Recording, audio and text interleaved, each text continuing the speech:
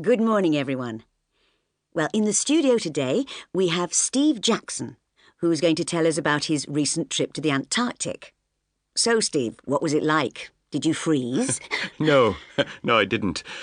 The temperature was about 7 degrees most days, and I must say I found it quite comfortable. You should take warm clothes, though, and you really need a good windproof coat. Now, tell us a bit about the ship you were on. It was called the Explorer, and it was built only 3 years ago. The cabins are very small, and at first I did wonder where I was going to put all my stuff. However, whoever designed the ship thought of just about everything a passenger would need, and I eventually found plenty of cupboard space under the bed. What were the other passengers like? Oh, the atmosphere on board between the passengers was really great. The crew really tried to get everyone to mix. I was invited to eat with the expedition leader, he was American, on the first night, and then after that I sat at a different table for dinner every night. But you don't have to if you don't feel like it. Did you get seasick at all?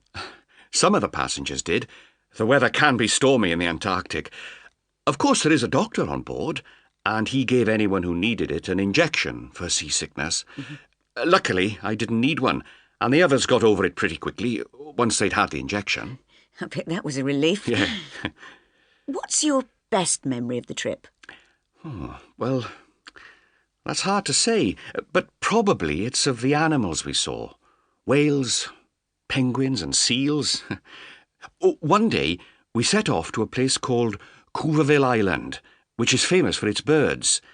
There were 10 of us in a tiny rubber boat. That was a bit hair-raising, I can tell you.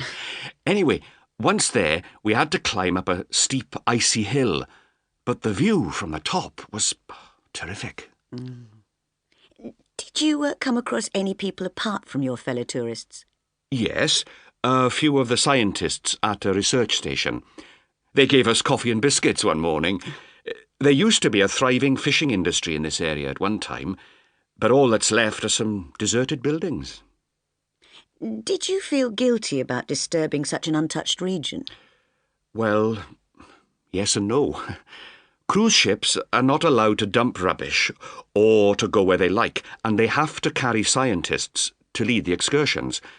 Only small parties are permitted to land in one area at a time, and you've got to keep away from the wildlife. So, all in all, I felt that well-run trips, like this one, would do more good than harm. I also felt completely changed by the experience. It was like going to another world. Well, thank you for telling us about your trip, Steve. Now, next week we're going to be meeting...